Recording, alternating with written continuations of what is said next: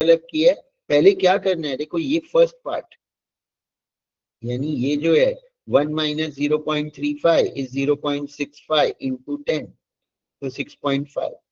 फिर ये 100 minus 96 4 upon 10 0.4। 100 plus 96 196 upon 2 98 6.5 plus 0.4, ये तो सब कर ही लोगे। तो ये तो नॉर्मल कैलकुलेशन है, तो कोई ऐसा तो नहीं कि मुझे कैलकुलेशन नहीं आ रहा है। यस एडवेट, यस एडवेट।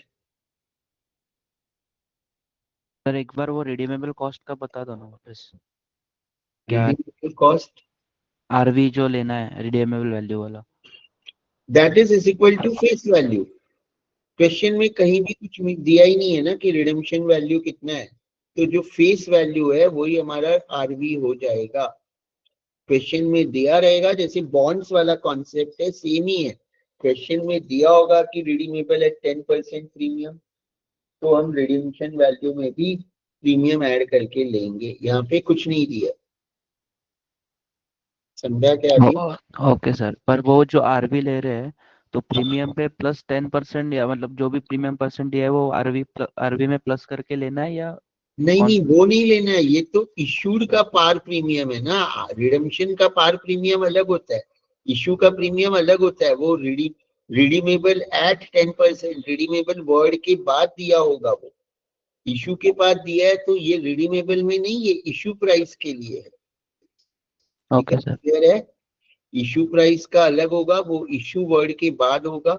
रीडिंग वर्ड के बाद है तो वो आरवी में एड लेस होगा, डिस्काउंट या premium. Clear? Okay sir. Khushboo, sir ये जो क्वेश्चन में मेंशन है वो 1000, वो एग्जैक्टली क्या है? नंबर ऑफ डिबेंचर्स है, उसको हम कहीं पे भी यूज नहीं कर रहे हैं यहाँ पे। ओके, दैट इज ठीक है। Number of debentures. Okay, okay sir. Clear? ये फर्स्ट पार्ट सबको क्लियर? अब सेकंड पार्ट में खाली क्या करना है, ये एनपी ही अलग होगा। आई तो सेम रहेगा, टी सेम रहेगा, आरबी सेम रहेगा, एन सेम रहेगा। तो एनपी क्या है, issue price minus flotation cost. अब यहाँ पे दिया है इशूड एट 10% प्रीमियम, तो पहले इशू प्राइस निकालना पड़ेगा। 100 प्लस 10%, 10% ऑफ 100 है, यहाँ मैंने लिखा नहीं है, बट वो तो अभी सबको याद रहेगा ना। एक में लिखा है खाली इशू प्राइस भी क्या होता है, प्रीमियम ऐड करते हैं, तो वो 10% ऑफ 100 लिख देता हूँ अगर कंफ्यूजन नहीं हो किसी को। तो इशू प्राइस पहले निकाला, तो इशू प्राइस 110 है। इशू प्राइस निकालने के बाद नेट प्रोसीड, नेट प्रोसीड है issue price minus flotation cost.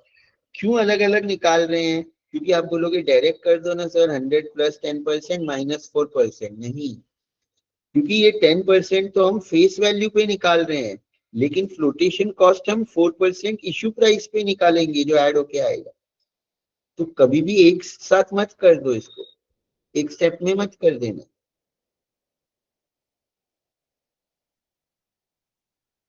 ये भी समझाना, यही कॉन्सेप्ट मेन है, क्योंकि आई तो कोई भी निकाल लेगा, टैक्स रेट दिया होगा, एन भी दिया होगा, रिडेम्पशन वैल्यू कुछ नहीं दिया है तो फेस वैल्यू और दिया होगा, तो कैसे निकालना है वो तो मैं बताऊंगा आगे वाले एडवांस सम्स में। एनपी सबसे इंपॉर्टेंट पार्ट है, क्योंकि वो रिडीमेबल हो इरिडीमेबल हो, नेट प्रोसीड्स तो तुम्हें निकालना ही पड़ेगा।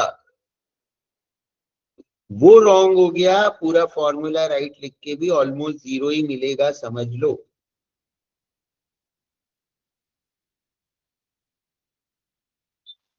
एनपी में किसी को डाउट है कुछ भी पूछ लो, बाकी तो इजी है। NP is clear to each and every student? Clear है? हम सब कर सकते हो, क्लियर है ना? यस भी लिख सकते हो, किसी को डाउट नहीं है ना?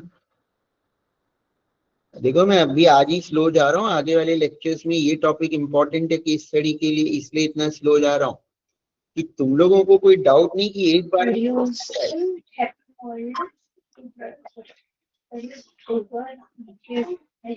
मैंने किसी का अनम्यूट है क्या, तो म्यूट कर दो। तो sir yes Aishwarya.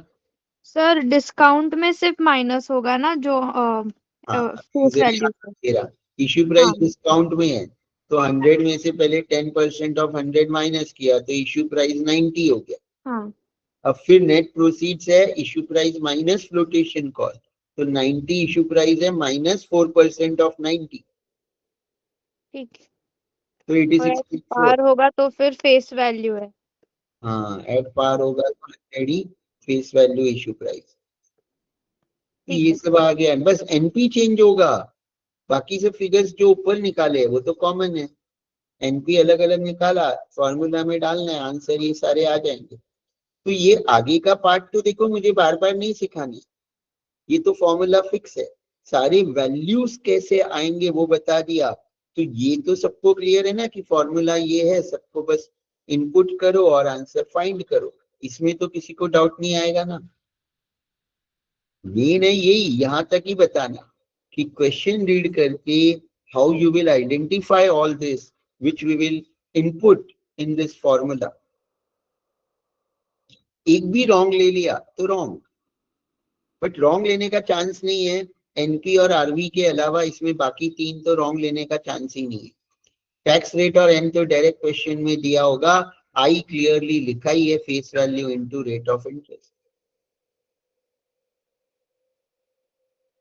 Hope clear है, रिडीमेबल भी सबको क्लियर है, रिडीमेबल भी क्लियर है। बहुत इंपॉर्टेंट है, केस स्टडी में रिडीमेबल डिबेंचर पे ही क्वेश्चन आने का ज्यादा चांस है, सीईसी में दोनों आ सकते हैं। बस डिबेंचर्स का इतना। अब प्रिफरेंस शेयर्स, प्रिफरेंस शेयर्स का भी ऑलमोस्ट सेम ही फॉर्मूला है, इरिडीमेबल रिडीमेबल। रिडीमेबल का तो सेम ही है, लेकिन एक चेंज अब मैंने यहाँ पे किया था लास्ट ईयर, बट देखोगे तो देखो यहाँ पे एक वर्ड है डीडीटी, बट मैंने ना फॉर्मूला में से डीडीटी हटा दिया था। 2020, 21, 22, 23 4 साल तो मैंने यहाँ पे डीडीटी इंक्लूड किया था।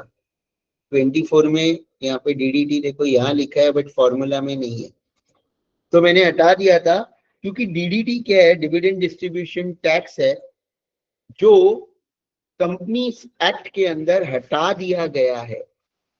डीडीटी अभी है ही नहीं, मतलब the concept of DDT is removed from the past 3-4 years। और लास्ट ईयर कोई भी डिवीजन में डीडीटी नहीं सिखाया था, तो मैंने बोला चलो अच्छा है कि लेटेस्ट कॉन्सेप्ट यूज किया कॉलेज में।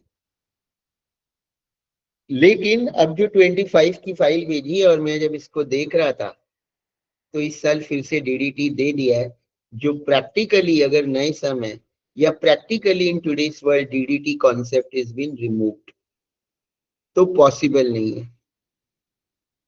ठीक है, अब ये कौन से डिवीजन की नहीं मालूम, बट डीडीटी एक करंट ईयर की फाइल है तो डीडीटी सिखा दिया। बट पास पेपर्स में जितने भी एंड सेम के पेपर्स है उसमें डीडीटी कोई भी सम में आया नहीं है, सीईसी में भी डीडीटी नहीं आया, 4-5 साल में तो नहीं आया। ठीक है, अब दो फॉर्मूला इसलिए तुम लोग लिख सकते हो। करेक्ट फॉर्मूला तो विदाउट डीडीटी वाला है, क्योंकि DDT concept has been removed, but question में दे दिया तो हम इग्नोर नहीं कर सकते ना। तो खाली ये पीडी, पीडी की जगह यहाँ पे डी यूज किया है, डिविडेंड, मैंने पीडी यूज किया है यानी प्रेफरेंस डिविडेंड। तो ओनली डिफरेंस इज, अगर डिविडेंड डिस्ट्रीब्यूशन टैक्स है तो पीडी के बाद 1 प्लस डीडीटी ऐड हो जाएगा यहाँ पे भी और यहाँ पे भी। डिबेंचर्स में तो 1 माइनस टैक्स रेट था, 1 माइनस आय के बाद, बट यहाँ 1 माइनस नहीं, 1 प्लस डीडीटी। और वो जो टैक्स रेट है वो इसमें प्रेफरेंस शेयर पे अप्लाई नहीं होता है, डिविडेंड डिस्ट्रीब्यूशन टैक्स दिया है वही, यहाँ ये टैक्स रेट अप्लाई नहीं होगा कि टैक्स रेट दिया है, not this tax rate. DDT word है या डिविडेंड डिस्ट्रीब्यूशन टैक्स वर्ड है, तो पीडी के बाद 1 प्लस डीडीटी, तो तुम लोग वो फॉर्मूला लिख सकते हो। तो देखो मेरे पास ना फाइल्स तो हैंड रिटन, मेरी जो 2020 की फाइल है वो भी है ओरिजिनली, बट मैंने ना वो तुम लोग से अभी शेयर ही नहीं की है। ये देखो, ये मेरे 2020 में बनाए हुए हैंड रिटन नोट्स है, इसमें भी सारे फॉर्मूलाज है। बट क्योंकि ये बहुत पुराने थे तो लास्ट ईयर मैंने नए बनाए, और इसमें देखोगे तो डीडीटी इंक्लूड किया है मैंने। तो अब डीडीटी है कि नहीं है तुम लोग ये लिख लो, डीडीटी नहीं है तो डीडीटी जीरो लोगे, जीरो लोगे तो अपने आप फॉर्मूला यही बच जाता है, पीडी ही बच जाएगा, राइट। तो तुम लोग ये वाला फॉर्मूला लिख सकते हो कॉस्ट ऑफ प्रेफरेंस शेयर्स के लिए कि 1 प्लस डीडीटी लिख लो, because in the current year file it has been given that. Clear everyone? But नहीं होगा सब में, है तो ठीक है, नहीं है तो उसको जीरो लेंगे, तो जीरो लेंगे तो अपने आप उसका कोई इफेक्ट होगा ही नहीं। तो this formula you can write, दो यहाँ पे मैंने चेंज कर दिया था लास्ट ईयर। क्लियर है ये सबको? तो ये भी फॉर्मूला है, देखो यहाँ पे भी है फॉर्मूला। ये फाइल भी मैं शेयर कर दूंगा, बट इसलिए अलग अलग नहीं कर रहा कि जितनी ज्यादा करूंगा उतना तुम लोगों को कंफ्यूजन नहीं हो। आई एम एक्सप्लेनिंग इसलिए कि व्हाट इज द डिफरेंस। और ये फाइल भी आईबीएस की नहीं है, ये भी हमारी बनाई हुई है, इसमें डेट होगा तो ये 2020 की बनाई हुई है, रिचा और मैंने मिलके बनाई थी, इसमें डेट नहीं लिखा है। बहुत सारे सम्स, ये सारे जो पीपीटी वाले सम्स है सब हैंड रिटन इस फाइल में सॉल्व है, सारे सम्स हैंड रिटन इसके अंदर सॉल्व है सारे के सारे। सर एक बार वो फॉर्मूला वाला पेज वापस से ये कीजिए ना, शो कीजिए। प्रेफरेंस शेयर्स ये वाला, वो जो येलो वाले फाइल में था। ये वाला लिखोगे, ये लिख लो। तो पीडी के बाद 1 प्लस डीडीटी ऐड कर देना है अगर है तो, नहीं है तो हाँ वो मैंने लिखा है सर। बस उतना याद रखो, बाकी फॉर्मूला सेम है हर फाइल में। तो ये रिडीमेबल, ई रिडीमेबल का लिख लोगे, सेम फॉर्मूलाज वो फाइल में भी है, सारे फाइल्स में मिलेंगे, 2025 का हो, 24 का हो, 20 का हो, बिकॉज द ओवरऑल कॉन्सेप्ट तो वही है। कोई टेक्स्ट बुक भी रेफर करोगे तो फॉर्मूला सेम रहेंगे, नोटेशंस अलग हो सकते हैं।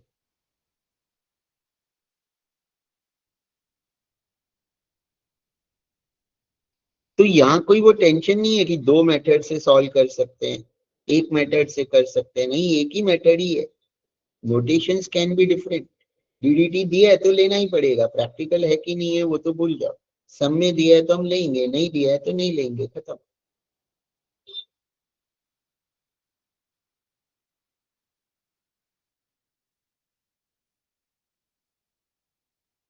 तो लिख लिया सबने फॉर्मूला? हाँ सर। यस, हैंड रिटन भी देख लो, ये रहा रिडीमेबल, खाली 1 प्लस डीडीटी एक्स्ट्रा एडेड है। ये वाला हैंड रिटन ना 2020 वाला, तीन तीन हैंड रिटन है मेरे पास, 20, 25 एंड 124। 20 वाला फाइल बस मैंने भेजा नहीं है, बाकी तो सब भेज दिया है। ये वाला फाइल नहीं भेजा है जो स्क्रीन पे दिखा है, ये भी मैं लिख दूंगा कि 2020 आगे लिख के, और इसको भी नंबर करके भेज दूंगा, anyone want to refer.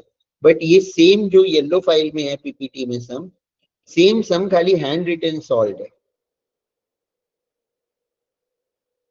That's the only difference. उसमें भी सेम सम सॉल्व है, ये भी सेम सम है, और सेम फॉर्मूला है जो वहां पे लिखे थे इन द पीपीटी। तो क्लियर आदित्य, लिख लिया ये formulas, only this is the difference. अब हम इसके क्वेश्चन पे आ जाते हैं। प्रेफरेंस शेयर का क्वेश्चन यहाँ पे दिया है, company issued 14% preference shares of 200 each, find the cost of preference shares if the shares are issued at par at 10% premium at 5% discount।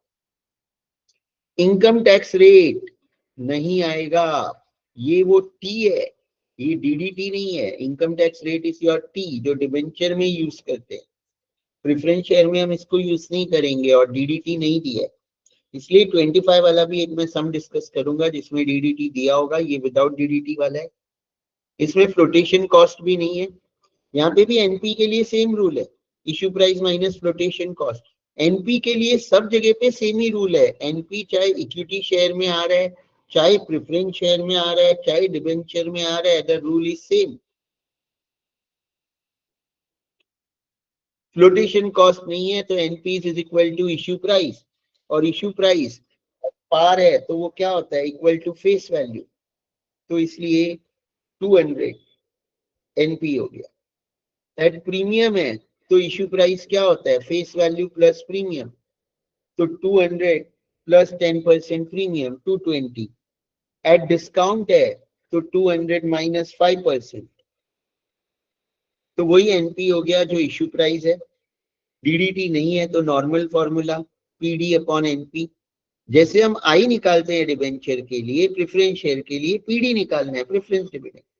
इसका फॉर्मूला क्या है, face value into rate of dividend. I के लिए क्या था, face value into rate of interest. Bonds के लिए क्या था, face value into coupon rate. In short सबका फॉर्मूला वही है, फेस वैल्यू इनटू जो भी परसेंटेज है। तो पीडी 28, एनपी इधर 200 है आ गया, यहाँ 220 है आ गया, यहाँ 190 है आ गया। इनकम टैक्स रेट या सिर्फ टैक्स रेट वर्ड है, वो डीडीटी नहीं लोगे, ये भी ध्यान रखोगे। डीडीटी के लिए वर्ड डीडीटी ही होगा या डिविडेंड टैक्स होगा। डिविडेंड वर्ड इंपॉर्टेंट है, dividend tax, dividend distribution tax या डीडीटी, वर्ड वही डीडीटी हो सकता है। Only tax rate is given, income tax rate is given, then that is your normal small t which we use in debentures. ये वाला तो बहुत बेसिक था, सबको क्लियर है? Any doubt in this, any doubt in this? Sir so basically preference share में income tax return का कुछ भी दिया होगा तो वो इग्नोर ही करेंगे। यस, इग्नोर इक्विटी शेयर्स में भी, प्रेफरेंस शेयर्स में भी, वो खाली डेट, डिबेंचर, टर्म लोन उसमें ही यूज होगा,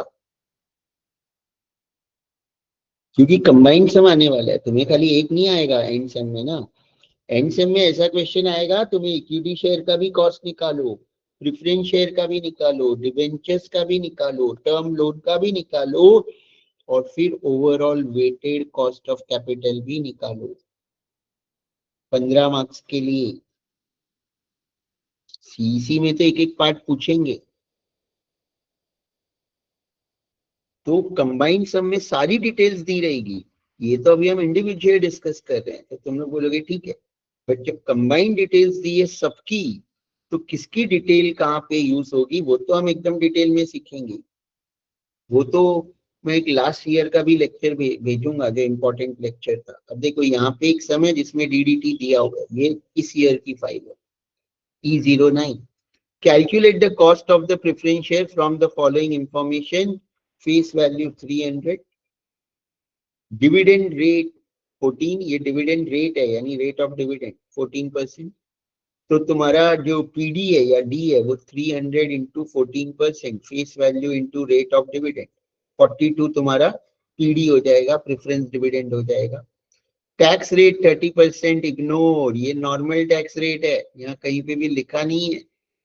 ये है डिविडेंड डिस्ट्रीब्यूशन टैक्स 15%, ये डीडीटी हो जाएगा 0.15, और फ्लोटेशन कॉस्ट दिया है 2%। तो पहले में एट पार, अब एट पार है तो इशू प्राइस क्या होगा उतना कोई कौन बताएगा मुझे? What will be issue price? 300 300। Face value. हाँ, तो दैट इज 300, बराबर है फेस वैल्यू। अब इशू प्राइस 300 है और फ्लोटेशन कॉस्ट 2% है, तो नेट प्रोसीड का फॉर्मूला क्या है, issue price minus flotation cost. 300 minus 2% of what, 2% of issue price which is 300 only.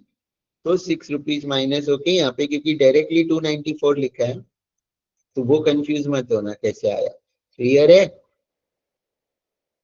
बस फिर फॉर्मूला, अब फॉर्मूला कौन सा यूज किया है इसमें, डीडीटी वाला, ये वाला। पीडी दिया है, डीडीटी दिया है, एनपी हमने निकाला, पीडी निकाला, डीडीटी दिया है, बस फॉर्मूला है।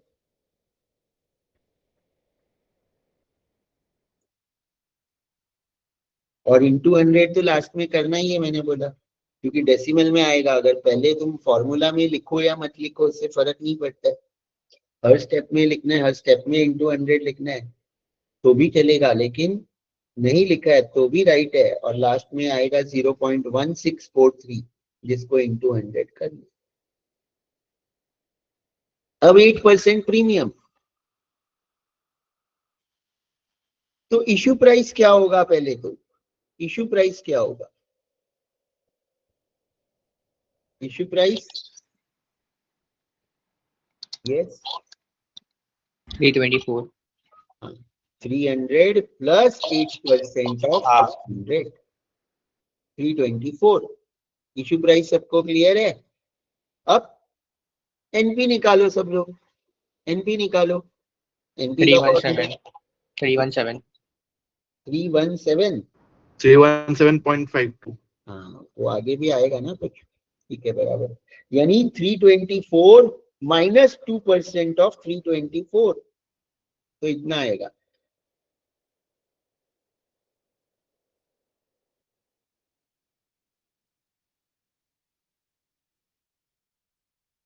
सिर्फ फॉर्मूला में डालो बस, फॉर्मूला में तो इनपुट करके कोई भी निकाल लेगा एनपी पे ही बस। अब एनपी भी आई होप क्लियर है मैं, क्योंकि देखो सेम कॉन्सेप्ट है, चाहे डिबेंचर हो प्रेफरेंस शेयर हो, एनपी निकालने का कॉन्सेप्ट तो सेम है। तो अब तो सबको क्लियर ही हो गया होगा। अब इसका भी सब लोग निकाल लो एनपी। डिस्काउंट है तो पहले इश्यू प्राइस क्या होगा, इसलिए दो स्टेप से सॉल्व करने हैं। यस 300 माइनस 4% तो कितना? 288 वो हो गया इश्यू प्राइस। फिर एनपी क्या होगा? 288 माइनस 2% ऑफ 288, तो क्या आ रहा है यहाँ पे? है ही वो तो, ये रहा।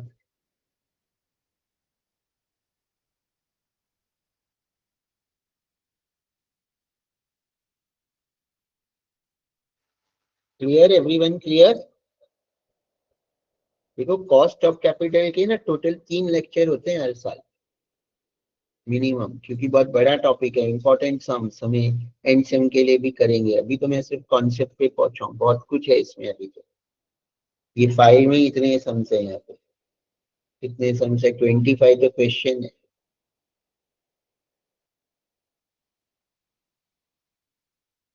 तो आज ही मैं इतना डिटेल में सिखा रहा हूँ, जिसका भी मिस हुआ है उसको तो रिकॉर्डिंग ही सुनना पड़ेगा। बेसिक सब वापस सिखाने में तो मेरे खत्म ही नहीं होगा टॉपिक ही है।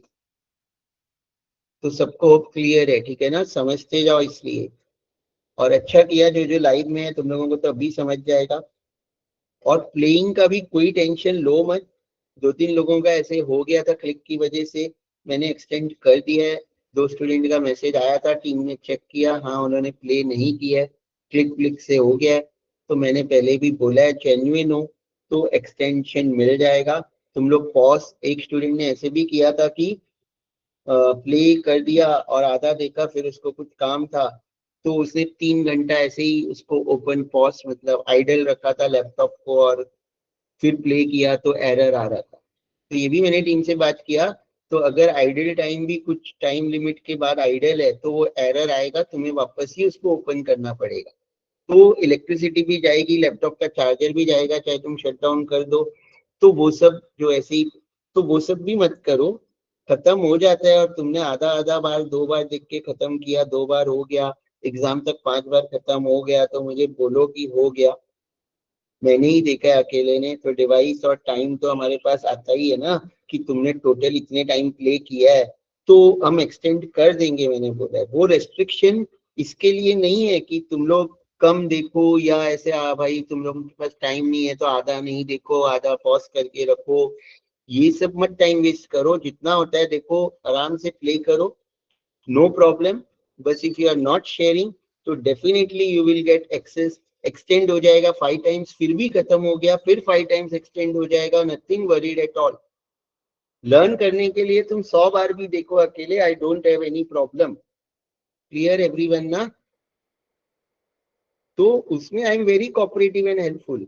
ये तो मैंने बोला कि लास्ट ईयर सब चीटिंग कर रहे थे, इसीलिए ये रेस्ट्रिक्शन रखा है सिर्फ टू एसेस। मेरा तो इस पे खर्चा हो रहा है अलग से, इंफ्रास्ट्रक्चर पे खर्चा होता है।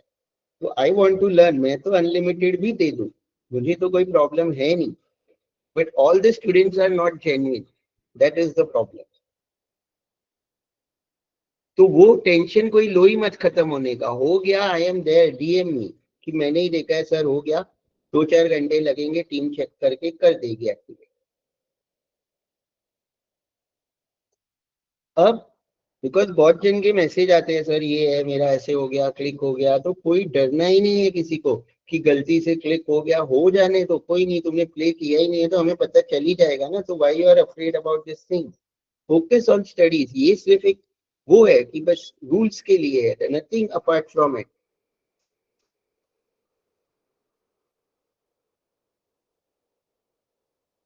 अब हमारा जो इसमें तो हो गया, ये सम तो सबको क्लियर है। अब रिडीमेबल वाला आ गया, रिडीमेबल वाला ये डिबेंचर्स है, रिडीमेबल डिबेंचर्स जो हमने ऑलरेडी डिस्कस कर लिया है। ये रिडीमेबल डिबेंचर का सम है। फिर रिडीमेबल प्रेफरेंस शेयर का आएगा, ठीक है ना। ये रिडीमेबल प्रेफरेंस शेयर का फॉर्मूला वही है डीडीटी वाला, राइट, जो यहाँ पे भी लिखा है।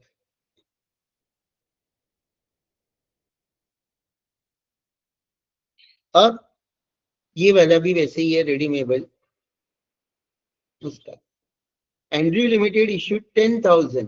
10,000 is the number of preference shares. 10% preference shares of 50 each. 10% is the rate of dividend. 50 is the face value. Redeemable after 20 years at par. N20 है, par पे redeem होगा, यानी RV will be same as face value 50 only. Flotation cost is 5%.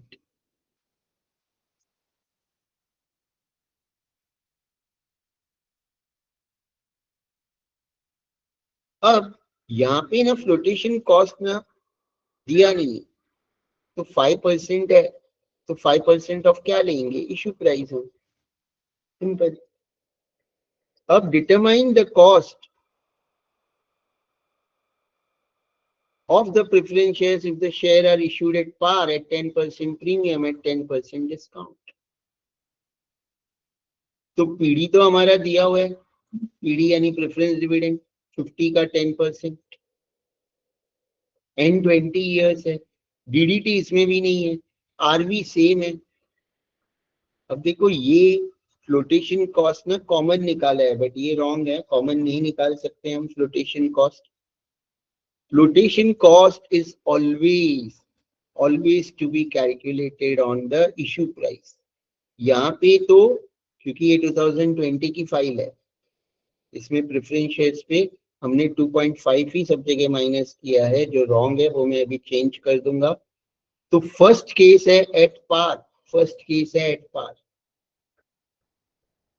तो at par है तो issue price क्या है, same है 50। नेट प्रोसीड्स क्या है, issue price minus flotation cost, 50 minus 5% of 50 which is 2.5, तो 47.5। यूज द फॉर्मूला, इसमें डीडीटी नहीं है तो विदाउट डीडीटी वाला ये formula PD plus RV minus NP upon N. तो यहां तो राइट है, यहाँ एनपी चेंज हो जाएगा, यहाँ एनपी क्या आएगा तुम लोग बताओ, मैंने तो ये रॉन्ग किया है, चलो तुम लोग बताओ कि एनपी क्या आएगा। पहले इशू प्राइस 10% प्रीमियम है, तो 50 प्लस 10% ऑफ 50, 52.25। अब 55 में से हम क्या माइनस करेंगे, 5% ऑफ 55, और मैंने क्या कर दिया है 50 का किया हुआ है यहाँ पे, राइट। तो हमें 5% ऑफ 55 माइनस करना है, तो कितना आएगा इसका आंसर, 52.25 आएगा क्या। Yes sir. तो आंसर भी, ये फाइनल आंसर भी चेंज होगा, वो भी तुम लोग मुझे बता दो कैलकुलेट करके। फिगर्स में यहाँ चेंज करता हूँ,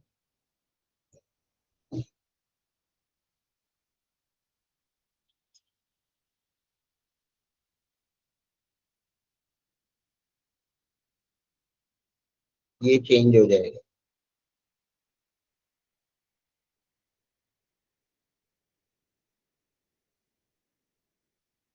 9 पॉइंट कितना आएगा, समवन टेल करके।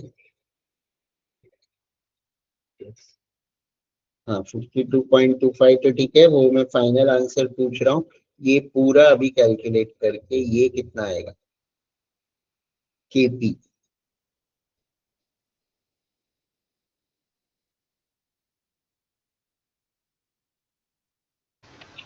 सर 9.56%। ठीक है, अदर्स कैन चेक। हाँ, किसी का अलग तो नहीं आ रहा है ना, सेम आ रहा है, ठीक है। वैसे ही थर्ड है एट 10% डिस्काउंट, तो इश्यू प्राइस तो क्या हो जाएगा, face value minus discount, 10% of 50, 45।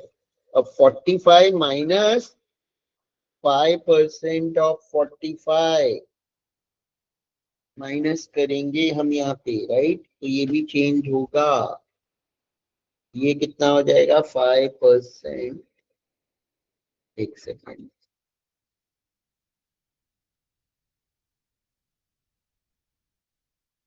तो 42.75 आ रहा है क्या यहाँ पे।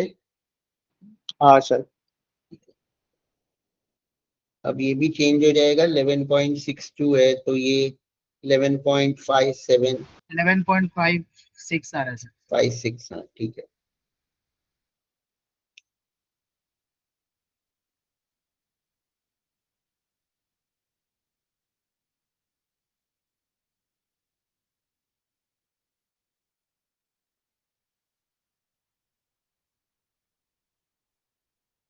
तो redeemable debenture, irredeemable debenture, redeemable preference share, irredeemable preference share, इसका सबसे पहले सीख लिया। तो अब बचेगा क्या, इक्विटी का ही मेन है।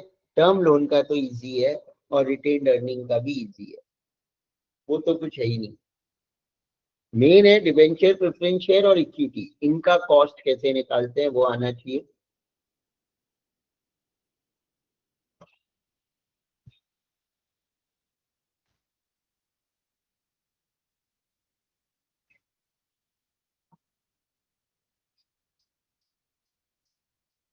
इसमें दिया है flotation cost 1%, issued at par premium. हाँ रिडीम दिया है, देखो redeemed after 6 years at 12% premium. तो ये जो प्रीमियम है ना, ये रिडम्पशन वैल्यू निकालने में ऐड होगा।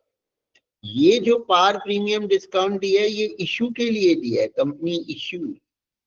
तो इशूड का प्रीमियम अलग होता है, रिडम्पशन का प्रीमियम अलग दिया होगा। ये क्वेश्चन भी एक डिस्कस कर लेते हैं। Company had preference share capital of 25 lakh at 13%. 13% is the rate of dividend. Tax rate applicable, ignore for preference share. DDT ले लो, DDT 10%, 0.1 लिख लोगे ये।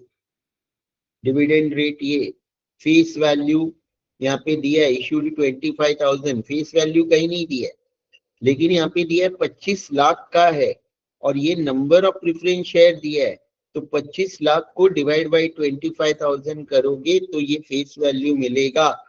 फेस वैल्यू दिया नहीं है, तो कभी भी फेस वैल्यू नहीं दिया है तो total amount divide by the number of preference shares, total amount of preference shares divide by the number of preference share से फेस वैल्यू मिलेगा। क्लियर है सबको यहाँ तक। तो फेस वैल्यू कैसे आया, सर रिपीट करो ना एक बार प्लीज।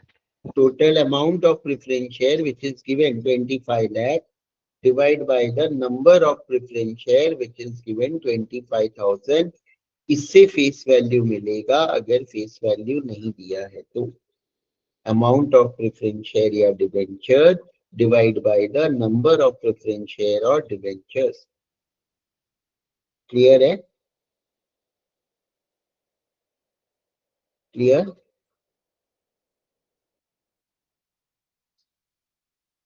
अब एट पार तो इश्यू प्राइस क्या होगा, फेस वैल्यू 100,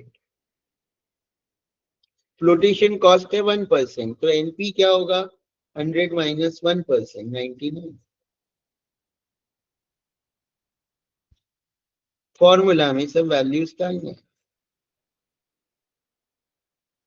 और इसमें रिडेम्पशन वैल्यू भी निकालना है, वो निकाला नहीं है, यहाँ लिखा है रिडीमेबल एट 12% प्रीमियम, तो यहाँ लिखा नहीं है, बट ये 112 कहाँ से आया वो कैलकुलेट नहीं किया है कहीं पे भी, तो तुम लोग कर लोगे। कैसे लिखना है, R V is equal to face value plus premium. तो फेस वैल्यू है 100 प्लस 12% ऑफ 100, तो आर वी यहाँ पे 112 कैसे आया, क्लियर है।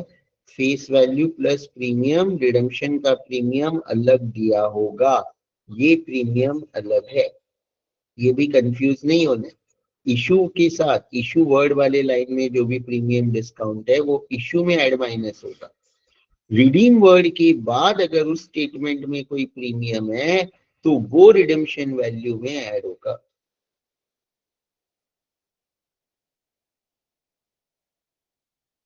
क्लियर है ना, ये भी सबको क्लियर है? Any doubt in this? नहीं, स्टेटमेंट ऐसे लिखना नहीं है, कुछ कैलकुलेशन ही शो करना। अब ये आ जाएगा 15.61, सब वैल्यूज डालने हैं। फिर फॉर्मूला मैंने बताया ये वाला, सारे वैल्यू तुम्हारे आ गए, ये फॉर्मूला है।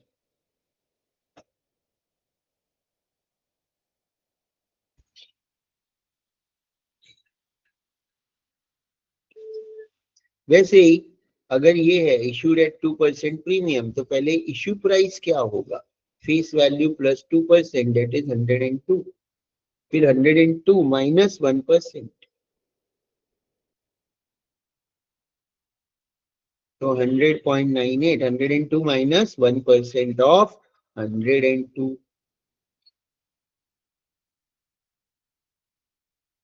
वैसे ये डिस्काउंट, ये तो सबको आ जाएगा, अब ये मेन है। क्लियर है? प्रेफरेंस शेयर डिबेंचर्स में डाउट है, इक्विटी भी मेरे को आदि कवर करना है, तो ये सब मैं एक्सप्लेनेशन सॉल्यूशन तुम लोग देख लेना। अब इक्विटी में बहुत सारे है, देखो ये तो करंट ईयर में लिखाया ही है कि क्या क्या है इक्विटी में। Dividend method, dividend growth model, earning approach, CAPM, और अर्निंग ग्रोथ भी होता है, 5 होते हैं। तो ये मेरे पीपीटी में भी ऐसा ही मिलेगा, यहाँ पे है। लग रहा है ये जो 2020 की फैकल्टी अभी तक है, ये सब 2020 में जो फर्स्ट सिखाया था ना, जो मुझे फर्स्ट नोट्स मिले थे, उससे मैंने ये बनाया था। और ये जो 25 का फाइल है ना, ये भी डिट्टो वैसे ही सिखाया हुआ, ये जो भी डिवीजन का है। तो लग रहा है वही फैकल्टी या तो सिखा रहे हैं या वही नोट से सिखा रहे हैं, और जिस नोट से मैंने भी ये फाइल बनाई हुई है। क्योंकि देखोगे तो सम भी सेम मिल रहे हैं, वैसे ही फॉर्मूला भी वो डीडीटी वाला था सेम, और ये इसमें भी वैसे ही बनाया हुआ है जैसे यहाँ पे है। तो dividend pay out method, KE is the word for cost of equity. Dividend per share upon market price per share into 100. यहाँ पे भी वही लिखा है, देखो DPS upon MPS into 100। तो सब फॉर्मूला लिख लोगे।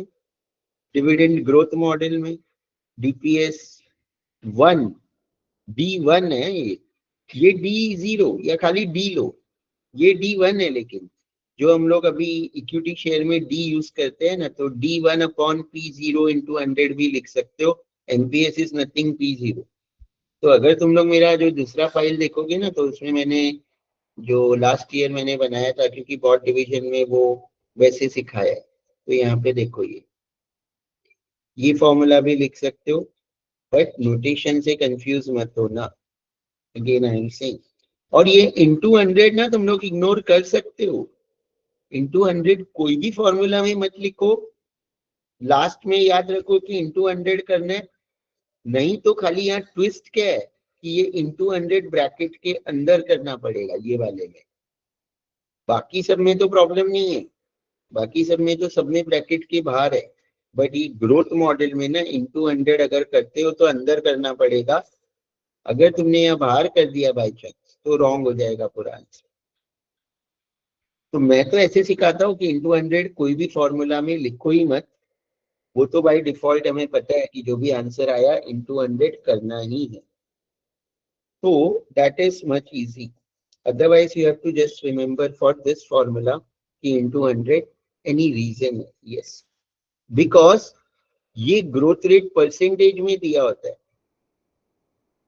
ये ग्रोथ रेट परसेंटेज में दिया होता है, और यह परसेंटेज 10 दिया है. तो अब तुम अलग अलग, बहुत लोग इसको कैसे करते हैं कि 10 को 10 ले लिया, या 10 को 10/100 0.1 भी हम ले सकते हैं, राइट.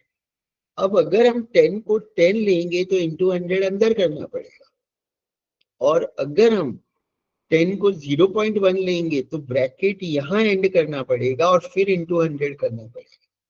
तो जहां पे भी ऐसे ब्रैकेट आता है ना, तो वो इसलिए रीजन है कि जो तुम्हारा बॉडमास रूल है ना, उसकी वजह से. तो ब्रैकेट यहाँ एंड करो, और जी 10% है तो 0.1 लो, तो ब्रैकेट एंड के बाद इंटू 100 भी करोगे तो आंसर राइट आएगा. क्लियर है. यहाँ सब में ऐसा था ही नहीं, क्योंकि यहाँ सब जो फॉर्मूलाज थे ना, वहां पे तो सब ये एक पूरा एक ही इक्वेशन है, ये न्यूमरेटर डिनोमिनेटर. यहाँ पे कहीं पे भी हम परसेंटेज ले ही नहीं रहे ना, सब रुपीस में वैल्यू है, सब नंबर्स है.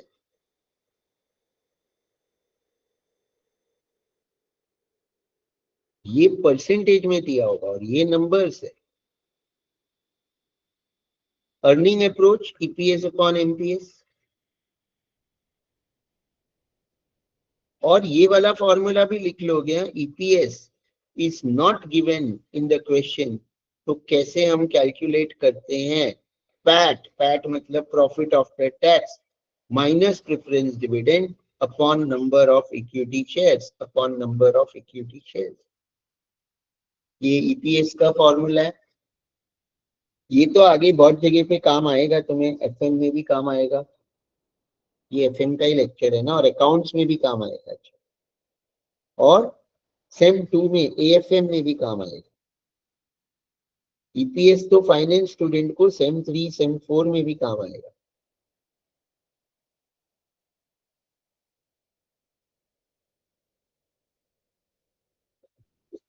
PAT minus preference dividend upon number of equity shares. Clear. ये 3 लिख लिया सबने, फटाफट लिख लो.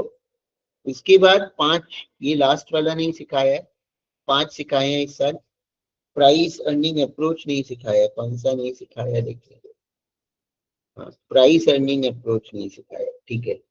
अर्निंग अप्रोच तो सिखाया है, तो तुम लोग ये वाला नहीं लिखोगे तो भी ठीक है. प्राइस अर्निंग अप्रोच तो सिखाया नहीं है. ये अर्निंग ग्रोथ है, बट तुम लोगों को खाली ये सिखाया है, नॉर्मल अर्निंग विदाउट ग्रोथ. देखो जैसे डिविडेंड का है नॉर्मल और ग्रोथ ना, तो अर्निंग का भी नॉर्मल और ग्रोथ होता है. नॉर्मल में ईपीएस अपॉन एमपीएस इंटू 100, और ग्रोथ रहेगा तो EPS upon MPS into 100 plus जी.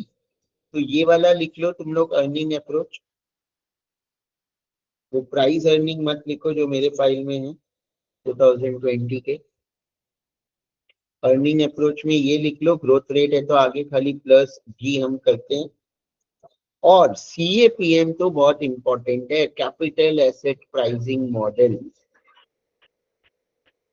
ये लिख लोगे आरएफ. आरएफ क्या है? Risk free rate of return. ये बीटा है, ये बीटा का सिंबल है. RM is your market rate of return minus RF. Finance student को तो ये बहुत काम आने वाला है सेम 3 सेम 4 में. ये फॉर्मूला तो पीछा ही नहीं छोड़ने वाला. सीएपीएम तो फाइनेंस कोई भी जो स्टूडेंट्स है, ये फॉर्मूला तो याद करके ही रख लो. सीएपीएम में बोलूं तो बस हाँ सर सीएपीएम तो पता है. इस पे डायग्राम आने वाले हैं फाइनेंस स्टूडेंट्स को. तो how we prepare security market line, how we decide whether the stock is overvalued, undervalued. CAPM use करके बहुत सारे कॉन्सेप्ट है, बट इसमें तो खाली तुम्हें के ही निकालने में यूज करना है, जिसमें ये फॉर्मूला यूज करेंगे. बट एंड सेम में जो फुल सम आएगा उसमें ये सीएपीएम नहीं आने वाला. तो ये सबने लिख लिया. क्लियर है. अब यहाँ पे देखोगे, हम यहाँ पे क्वेश्चंस दिए हैं। ओके, यहाँ पे दिए क्वेश्चन, यहाँ से डिस्कस करते हैं। चलो, अब यहाँ पे बहुत बड़ा क्वेश्चन दिया है इक्विटी के लिए। क्या क्या दिया है information? Net profit before tax 20 lakh, tax rate 40%, number of equity shares 1 lakh, market price 140, growth rate 8%, retention ratio 30%। अब ये रिटेंशन रेशियो और डिविडेंड पे आउट रेशियो, इसका भी मीनिंग पता होना चाहिए। रिटेंशन रेशियो सुना है कभी किसी ने वर्ड, या dividend pay out ratio word सुना है किसी ने? देखो, कंपनी पहले तो अर्निंग पर शेयर क्या है कि कंपनी ने एक शेयर पे पूरे साल में कितना प्रॉफिट कमाया, उसका फॉर्मूला तो सबने लिखा कि प्रॉफिट आफ्टर टैक्स में से प्रेफरेंस डिविडेंड माइनस करो, फिर जो भी प्रॉफिट बचेगी वो नंबर ऑफ इक्विटी शेयर से डिवाइड करते हैं। तो एक इक्विटी शेयर पे कंपनी ने कितना कमाया, वो होता है ईपीएस। अब दो रेशियो होते हैं, एक होता है रिटेंशन रेशियो और एक होता है डिविडेंड पे आउट रेशियो। दोनों का टोटल हमेशा 100% होगा, या प्रोबेबिलिटी डेसिमल में कन्वर्ट करेंगे तो 1 होगा। इसका मतलब अगर रिटेंशन रेशियो 30% है तो 70% डिविडेंड पे आउट रेशियो होगा। रिटेंशन रेशियो अगर 40% है तो डिविडेंड पे आउट रेशियो 60% होगा। ये क्या है? वैसा है, समझो तुमने काम किया, तुमने 1 लाख रुपया एक महीने में कमाया, उसमें से मैं बोलूंगा तुमने 60% खर्चा कर दिया, तो कितना बचा, सेविंग्स कितना हुआ मैं पूछूंगा परसेंटेज में, तो कितना हुआ? 40% ना। जो भी कमाया या तो खर्चा कर दोगे या बचाओगे। तो वैसे ही कंपनी ने जो भी कमाया वो शेयर होल्डर्स को या तो डिविडेंड दे देगी या उसको अपने पास ही रखेगी। कंपनी ने 10 रुपया एक शेयर पे कमाया, 7 रुपया डिविडेंड दे दिया उसमें से, तो मतलब 70% is your dividend pay out ratio. तो 30% तुम्हारा retention ratio, retained by the company. तो रिटेंशन रेशियो और डिविडेंड पे आउट रेशियो का मीनिंग सबको समझा क्या है? कंपनी ने जो कमाया उसमें से कितना परसेंटेज शेयर होल्डर को डिविडेंड दे दिया, वो डिविडेंड पे आउट रेशियो। कितना कंपनी ने अपने पास रिटेन किया, वो रिटेंशन रेशियो। इन दोनों का मीनिंग भी सबको पता होना चाहिए। Clear everyone? क्लियर। अब ये formula, last year company had a profit of 20 lakh, corporate tax 40%, company had a 10% preference share capital amounting to 20 lakh, number of equity shares 1 lakh, market price 140, company's policy is to retain 30%, growth rate 8%, calculate cost of equity under dividend payout, dividend growth और earning approach। तो सबसे पहले तो हमें EPS निकालना पड़ेगा, और EPS कैसे निकालेंगे? इन लोगों ने ये दिया है net profit before tax 20 lakh, तो ये net profit before tax 20 lakh, उसमें से टैक्स माइनस करेंगे। टैक्स कितना है? 40% यहाँ पे दिया था, तो 20 लाख का 40% 8 लाख माइनस किया, तो नेट प्रॉफिट आफ्टर टैक्स आ जाएगा 12 लाख। उसमें से प्रेफरेंस डिविडेंड माइनस करेंगे। प्रेफरेंस डिविडेंड कहाँ से मिलेगा? यहाँ पे दिया है 10% preference share capital amounting to 20 lakh, या 10 लाख है, 20 लाख है कि 10 लाख है? 10 लाख है। ये 10 लाख है, तो 10 लाख का 10%, 1 lakh is your preference dividend. तो तुम्हारा प्रॉफिट, ये PAESH क्या है? Profit available for equity share holders. ये कितना है प्रेफरेंस डिविडेंड? 10 लाख माइनस कर दिया, 10 लाख नहीं है, रॉन्ग लिया ये प्रेफरेंस डिविडेंड को भाई। सर वो 20 lakhs का 10% मतलब इंटरचेंज है ना, सर साइड में लिखा तो है। अच्छा ये 2 लाख है ना, तो 20 लाख ही है। मैं वही, ये मेरे को वर्ड नहीं समझ रहा था, मैं उसको डी पढ़ रहा था, वो टी, मैं बोला ये वर्ड क्या है। तो इंटरचेंज यानी ये 2 लाख ऊपर आएगा, 10 लाख नीचे आएगा, उल्टा लिख दिया है। तो 20 लाख ही है ये अमाउंट, 10 लाख नहीं है। 20 लाख का 10%, 2 लाख यहाँ पे आएगा प्रेफरेंस डिविडेंड। 12 लाख में से 2 लाख माइनस करोगे, profit available for equity share holders 10 lakh आएगा।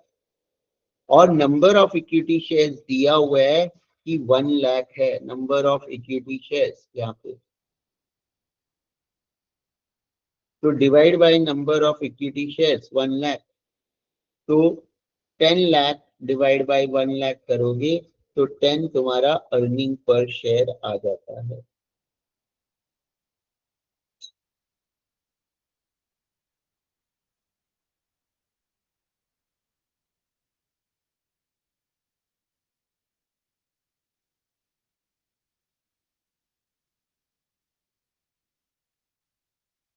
अब अर्निंग पर शेयर 10 आया, बट तुम्हें तो डिविडेंड पर शेयर चाहिए, तो डिविडेंड पर शेयर का इसने वर्किंग नहीं किया है कहीं पे भी, बट वो मैं बता देता हूँ। डिविडेंड पर शेयर कैसे निकालोगे, तुम लोग लिख लो। हाँ, मैं तो ऐसे ही एक वर्ड फाइल में लिख के बताता हूँ, तुम लोग लिख लो। Dividend per share is earning per share into dividend payout ratio। ये तुम्हारा फॉर्मूला है। और डिविडेंड पे आउट रेशियो यानी DPR, मैं उसका शॉर्ट फॉर्म यूज कर रहा हूं, वो कैसे आएगा? 1 माइनस रिटेंशन रेशियो।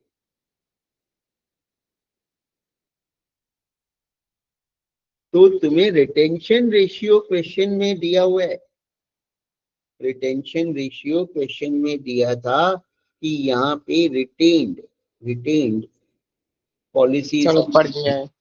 हाँ क्या बोल रहे हो? नहीं सर कुछ नहीं। Retain 30%, policy is to retain 30%, तो रिटेंशन रेशियो इज 30%, यानी 0.30, 30/100, तो तुम्हारा डिविडेंड पे आउट रेशियो 70% हो जाएगा।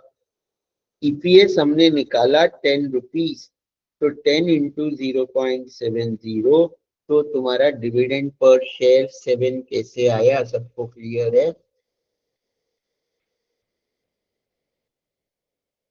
जो 7 DPS लिया है फॉर्मूला में, वो कहां से आया?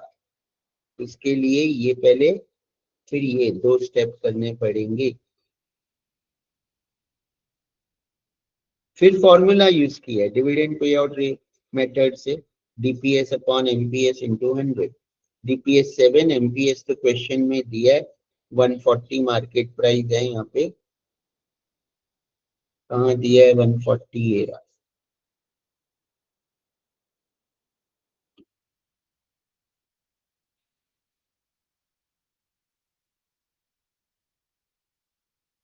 फिर अर्निंग अप्रोच, तो EPS अपॉन MPS, तो EPS 10 था अपॉन 140। फिर डिविडेंड ग्रोथ मॉडल है, ग्रोथ मॉडल, तो ग्रोथ मॉडल में D1 upon MPS into 100 plus G। अब D1 निकालना पड़ेगा क्योंकि ये जो डिविडेंड है ये तो D0 होता है, तो वो तो तुमने इक्विटी शेयर में सीखा है ना, D1 क्या होता है? D0 1 plus G।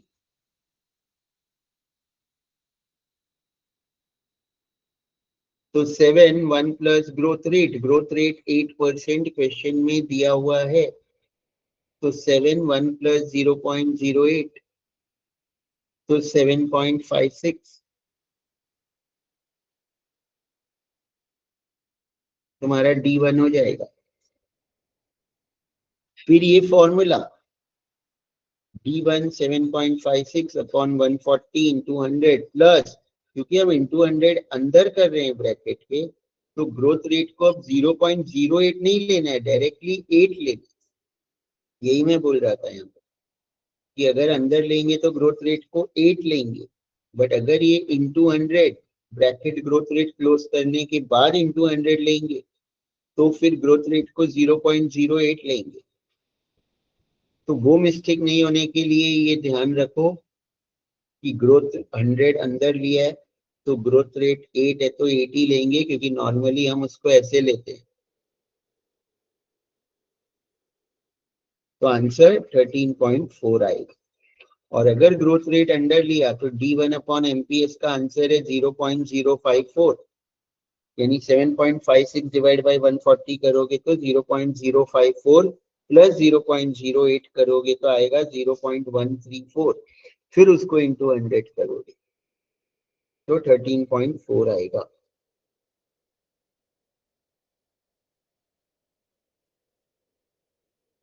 क्लियर है ये भी सबको? तो ये फॉर्मूलाज याद रखो। इक्विटी के तो और सम हम डिस्कस करेंगे मेरे फाइल में से भी, और फिर weighted average cost of capital वो भी हम डिस्कस करेंगे। ये टेबल बना के कैसे करना होता है, क्या करना होता है, फाइनल ये बनाना है तुम्हें, एंड सेम में ये टेबल बनाना है और ये WACC निकालना है, सबका कॉस्ट आ जाएगा। तो ये सब हम डिस्कस करेंगे नेक्स्ट लेक्चर में। पहले बेसिक कॉन्सेप्ट्स आज जो बताया वो तुम लोगों को आने चाहिए, तो बड़ा सम लगेगा। जिसको बेसिक कॉन्सेप्ट नहीं समझेगा उसको आगे हार्ड लगेगा। नहीं तो ये टॉपिक पूरा स्कोरिंग है, टाइम वैल्यू जैसे कुछ कंफ्यूजन नहीं है कि अलग अलग प्रॉब्लम में वर्ड प्रॉब्लम रीड करो। टाइम वैल्यू से बहुत ही इजी है, चाहे शेयर हो, चाहे बॉन्ड्स हो, चाहे कॉस्ट ऑफ कैपिटल हो, चाहे रिस्क एंड रिटर्न। ठीक है, तो see you all tomorrow, take care, good night. Thank you sir, good night. Bye, sir. Thank you, sir. Yes, thank you sir, bye sir.